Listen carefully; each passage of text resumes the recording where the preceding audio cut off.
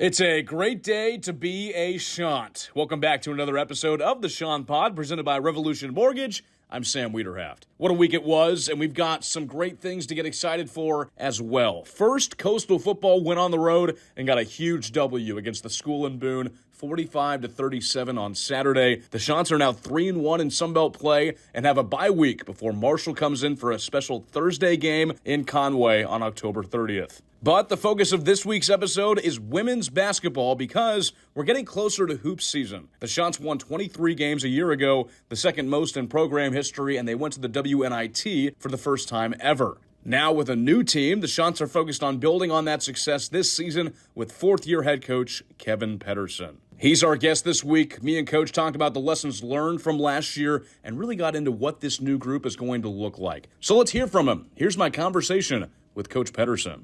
We are nearing the beginning of basketball season here in Conway, and to start us off with our basketball round here on the Chant Pod, presented by Revolution Mortgage, our women's coach, Kevin Pederson. Coach, appreciate you coming on. I think this is number 3 or 4 for you in terms of Chant Pod, so I think there's a trophy that needs to be given for most Chant Pod appearances, but appreciate you coming on.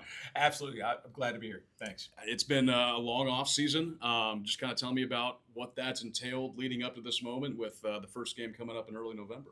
Yeah, you know you're in the new age of college athletics when we signed our last player for this year's team on June 27th, and we had our first recruiting visit for our 26 class on July 1st. Wow. So I think our staff got to enjoy like three days or something in between recruiting classes where we could kind of relax for a little bit.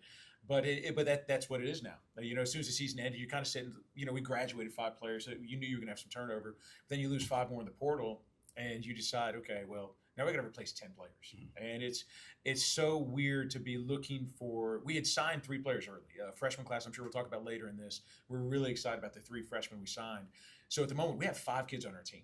And I mean, you're talking about like June 1st. We have like 5 kids on a team where we're gonna be practicing in 30 days. Yeah. And you're trying to figure out, okay, we still need 7 players on this team. And so it's fun, it's exciting, but it's a new era as far as how your schedule and your routine goes about putting a team together. Just a very eventful offseason, like you're talking about, signing players, trying to get people into your program. We'll start off with talking about how last year ended. 23 wins, second most in program history. Just a really successful season a year ago. Did you notice any sort of, when that year ended, going into the summertime, any sort of momentum with your program with just how successful this group was last year? Yeah, I think for us on staff, I think we felt that momentum building. Even you go back to a year ago, even longer than that, about around this time. When we brought our class in a year ago, we're like, okay, this team's going to be pretty special. We knew we had a group that was proven. They worked hard for us. We felt like that was a team who was going to be successful. And so you could feel the momentum building all through last year. And then even last year, you go to the first semifinal tournament appearance in school history. Like I said, arguably one of the best seasons. And maybe when you look at strength of schedule, could arguably be the strongest season that Coastal's had in women's basketball. When you're looking at playing a league now that has James Madison and Marshall and Southern Miss, and Old Dominion, like it's a very strong league. So you come off the momentum of having a good season there. I think the exciting thing for us, where you felt the momentum build, is like, okay, our system's working. Yeah. Coastal Chaos has now emerged, and that's our tagline now. And you see the pressure coming out on the defense. You see the pace on offense, and for a coach, the biggest thing is always, okay, let's figure out what it takes to win this league. And we feel like we figured that part out. Now it's just getting the players to kind of carry that mission forward, and we feel like we're succeeding as far as getting the right type of people to run that system. I was just about to ask you, because it was year 3, and year 3 for you at every stop, Anderson, Lander, Coastal, has always been a really successful year. So just how relieving was it for you to see that system play out and see everything working now that you're 3 years into it? It's crazy. Like I said, I've been at, I guess 1, 2, 3, I guess this is my 3rd school. And I would even say, like when I was at Lander, we lost our whole roster one year because we literally graduated 9 kids one year on a roster of 11. And so I kind of look at myself as there's been 4 rebuilds in my career. And the crazy thing is, like, each time we've come back after that, we've won 20 games in that 3rd year, like you're talking about. Yeah. And so I don't know, I guess we say all the time, just trust the process. And we believe if we do things a certain way, we've been building since we took this program. And last year was the first year you saw every player in the roster was one of our own recruits. And the proof was in the pudding. It was a fantastic season. The system is in place. So you feel like now that you've got there, it's like now you're looking for what's that next step. We talked last year the importance of becoming a perennial top 4 team in this league. And when you talk about a strong 14-team league, that's not easy to do. Well, we reached it last year. So now it becomes that next step. There's a book out there called The Innocent Climb, and it talks about how getting there is one thing, but staying there is a completely different beast. Sure. And that's kind of where we are right now. We've made that innocent climb. We got to a top 4 team in the Sun Belt. Now it's like, okay, can you stay there? Because if you hang around in that top 4, which is our goal, I say, you hear me say this to the team all the time, if you consistently put yourself in good positions, good things are going to happen. Mm-hmm. And that's kind of the rationale. If we can consistently be in the top 4 of this league, at some point we're going to win this league. Yeah. If you hang around, what's that old saying? I got this from Denzel Washington. If you hang around the barbershop long enough, you're going to get a haircut. Yeah. And that's kind of what we're trying to do. Just some of them, you just kind of touched on it, but some of those lessons you learned as a head coach now, and obviously you have a very extensive basketball head coaching experience, extensive resume, a lot of success, but being able to do that on the Sun Belt, on the D1 level, having a year like that, what were some of those lessons that you grabbed from last year that you can apply to this year's group? Yeah, I think in this league you're always learning. We come in every year. We talk about how good James Madison is. Old Dominion, Arkansas State had a tremendous year. Troy is always one of those perennial front runner teams. So I think every year you're learning. Okay, what do you need to do to beat those teams? Last year we lose. We missed a couple free throws that could have won the game for us in regulation. We go to overtime against Troy and lose on the road. Mm-hmm. That was literally the difference between us being a 2 or a 3 seed, being a 4 seed. Right. Because you win that game, you finish ahead of Troy. We beat Arkansas State. So I think Troy was the only team we lost to on that side of the division last year. But anyway, as far as lessons learned, I think for us it's just staying true to who we are. If we show up when we work hard every day, we've got to stick to the system. And there's going to be games. I hate to give up layups on defense. It goes against every core thing I believe in. But when you're as aggressive as what we are on defense, there's some reminders. You'll see Dennis, Coach Cox, and I going back and forth, and he's always like, just trust the coach, just trust the defense. And he does. He's a big reason we're as successful as we are right now because he does a phenomenal job running our defense.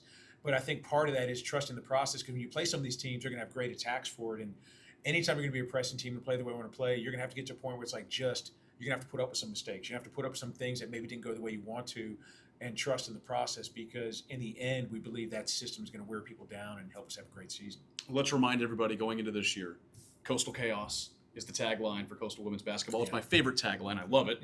Now we got the shirts too, which is great. Right. But Coastal Chaos is what? So Coastal Chaos is flying around the floor. Coastal Chaos is when we come on the floor, the idea we're going to dictate for 40 minutes of that game. We're going to play at a pace that's going to drive the offense. We're going to play at a pace on defense where you don't get comfortable running your sets out there. And at the end of the day, when you play a team, it's just like when you look at football. If you give a quarterback too much time in the pocket, they're going to pick you apart. Mm-hmm. It's the same thing in basketball. If we don't get ball pressure on you, if we let you get comfortable, you're going to execute the game plan you came in with. So Coastal Chaos is coming in saying, okay, we know you have a game plan. We're going to rip that to shreds, and we're going to make you play our style of basketball. So that sometimes we're successful, sometimes we're not, but that's the goal we're chasing for 40 minutes every time we step on the floor. And we talk about it being a very eventful offseason for you, and you basically had to build a whole new roster. 2 returners, Dawson Jemerson and Kristen Williams, who we'll talk about a little bit later. But 10 new players coming in. You mentioned the 3 of the freshman class and then 7 transfers as well. When adding to this team throughout the offseason, what exactly were you looking for to build this roster? Well, it was interesting. We got to the end of last year, and our players were tired. They were exhausted. And I'll say this, coming from the Division II to Division I, this is a long season. It's more than a marathon. It's like an ultra. Because you come in, we started getting ready for a foreign tour. So our girls were practicing in June, and not just practicing, but getting ready we got to know our offenses, our defenses, our out-of-bounds plays, situational play, because you're getting ready to go play another team. And at the time, we were preparing to go play Southern Methodist. We were going to be one of the first Division I teams to take advantage of the new rule to play another Division I school overseas in the summer. So they're preparing for that all summer, and that was a different grind. And so you get back from that, have a great experience there, and you're right back into it. So we had so many practices and such a long season. And by the end of the season, remember, we were getting our NIT bid. There were some mumblings on the team. We had some players who were like, I don't think we want to play in the NIT.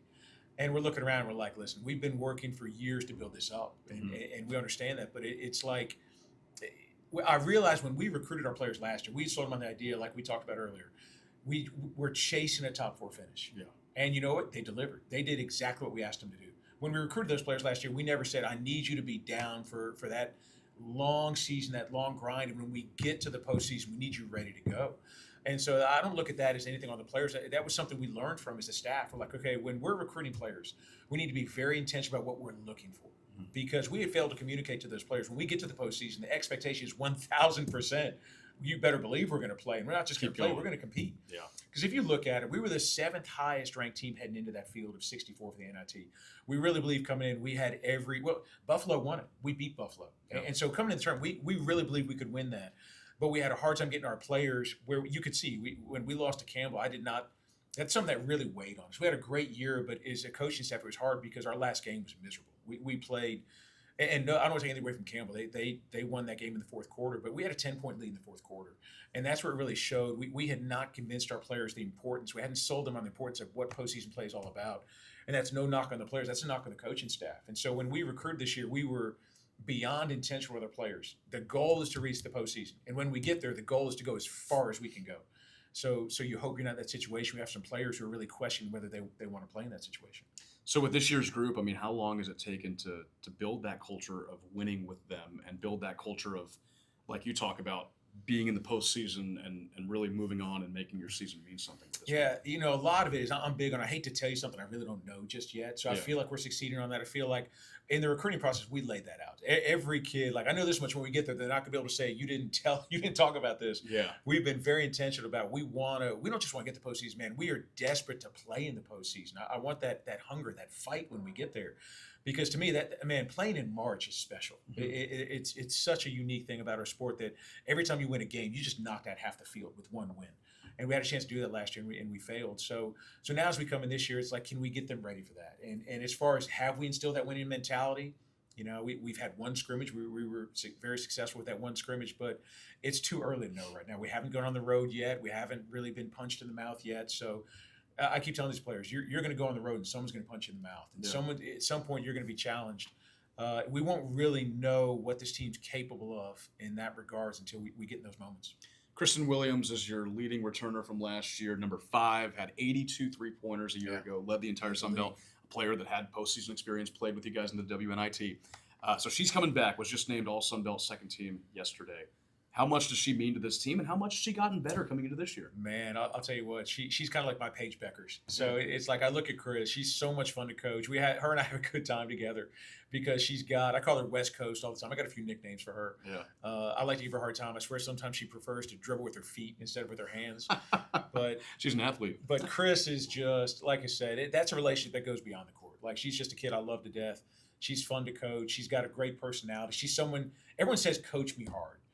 Not everyone can be coached hard. I've had a lot of people say, hey, really coach me hard. A lot of them can't handle it. She really wants you to coach her hard, and she's great. You can challenge her. You can push her. She's going to come back the next day, and she's got a great attitude. She understands the difference between being pushed and not taking anything personal. And so I love that. It's allowed us to have a really unique relationship. And so now we come in, and you look at Chris, this is the first time really she's been back at the same school for 2 years. Right. She was at San Diego then. She was at JUCO then. She was at UMass, and she came here. And that was one thing we talked about too. Was last year when the portal was open, we always have open conversations with our players. And I said, Chris, what are we thinking here? What are you thinking? And we went over some stuff. And I said, you realize this is the first time in your career you can come back and play the same system, because she was at UMass 2 years in a row, but it was a different head coach. Mm-hmm. And I said, you have a chance to come back and play for the same head coach in the same system in that second year. And I said, we can really find out, because I felt like she grew a lot last year as a player. So I think some changes you'll see. She led the league and made threes. This year we're really challenging her, okay, but she shot 33.1%. I think she's better than 33.1%. Yeah. We're also going to use her more.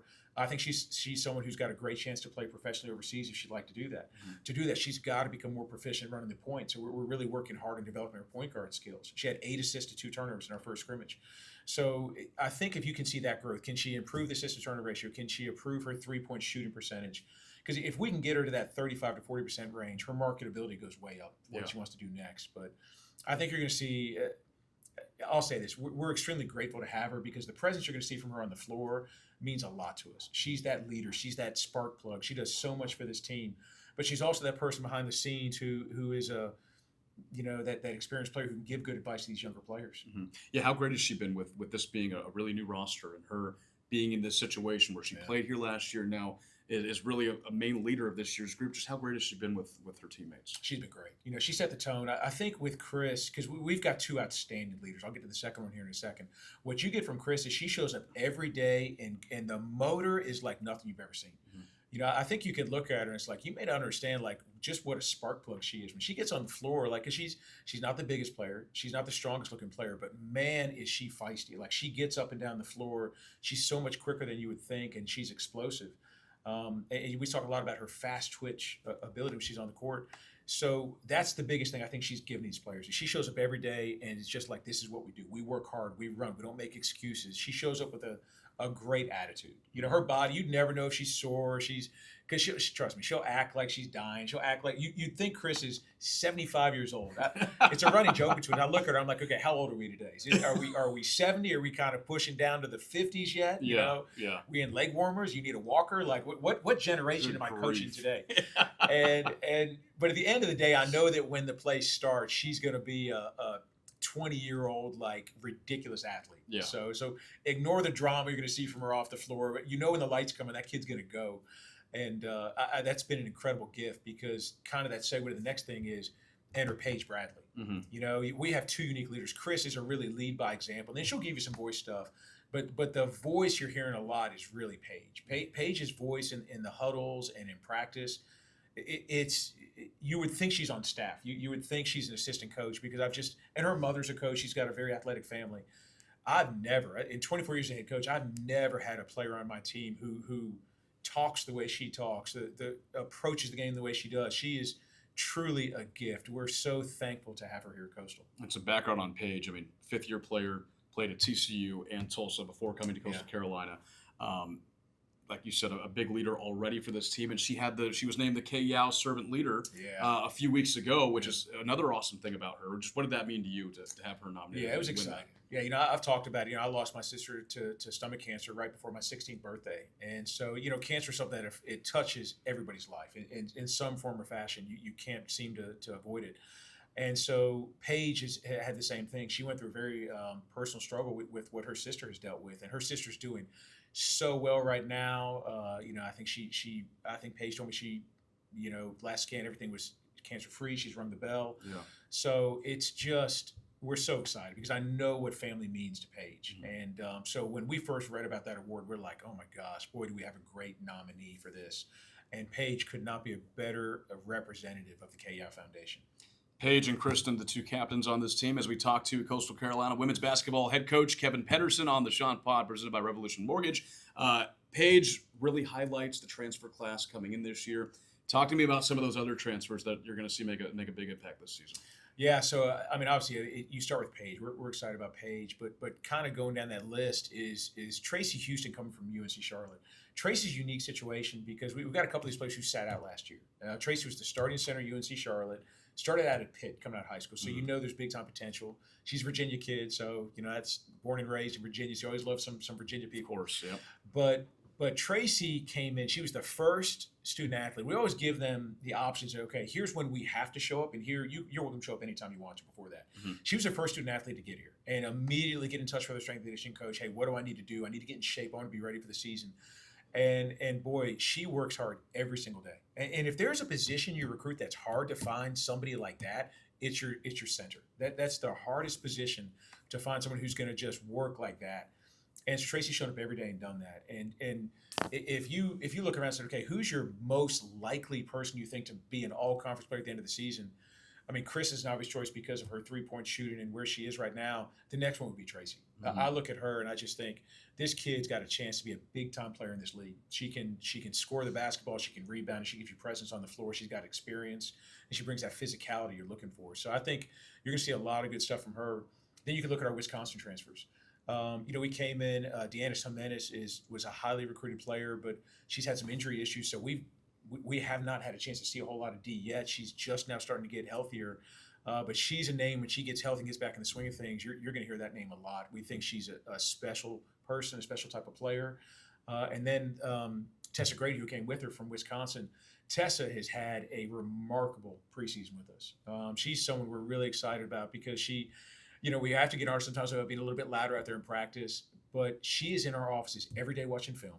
Anything that could be a weakness for her, she's trying to address it. She works hard every day.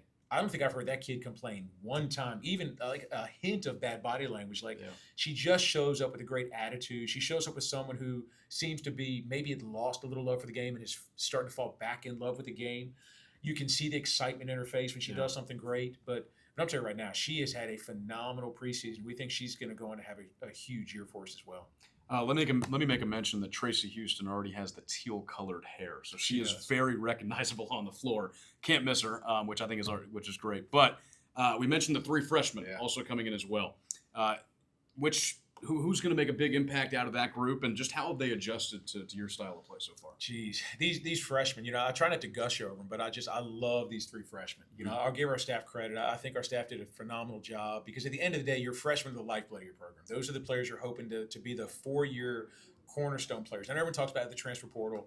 We recruited these players with every intentionality of like, come here for 4 years. We're going to make this a situation you're going to want to be a part of for 4 years.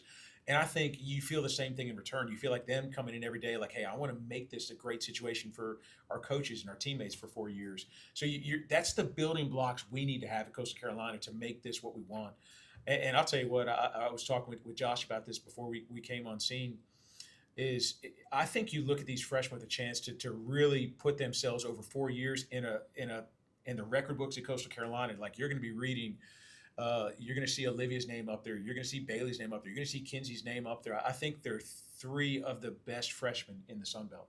Olivia is a dynamic athlete who can really score the basketball, can play a couple different positions, and gives you that physicality you're looking for at this level. Bailey's come in and just from day one has been as hard of a worker, and so is Olivia and Kinsey. But, I mean, Bailey just, if you can measure someone giving you 110%, it's Bailey. It's incredible what that kid gives us every day. And the improvement she's made from where she started to where she is now, I can't wait to see where she is by the end of the year. She's going to have a big year for us. And then you look at Kinsey. Kinsey gives you incredible length, and we're already seeing her defense and her rebounding, and she's coming into the offense. She's not. We're trying to get her to be a little more aggressive on offense because we see big play capability in her. But you can tell she's still adjusting as a freshman. But those are 3 names I think not only this year but over the course of 4 years. By the time they're done, they have a chance to really rewrite some of the record books here at Coastal Carolina. And the best part about your system is that everybody plays. Everybody has a significant part in whatever you're trying to do during a game. So freshmen are they're going to be thrown right in the fire. Oh, 100%. Yeah, they're going to get right to it. We're expecting it. In our scrimmage, they played 33% of our minutes came from our freshmen. Yeah. So, like, you're going to see every one of them is going to have every opportunity they can to make a huge impact on this team immediately. Looking at the schedule, there's a number of big opponents. I think about the BYU trip, NC State, Virginia Tech, some big name schools that you're playing early on. How do you think that schedule kind of prepares this team for Sun Belt play later on in the year? I got to say this real quick, John. There was one name I didn't mention earlier, and that was TT. So, Tatiana Harris, who came to us from Mars Hill, was a transfer I didn't mention earlier, and I'd be remiss if I didn't because that's one more player who's worked super hard for us and is doing a great job, shows up every day for extra workouts.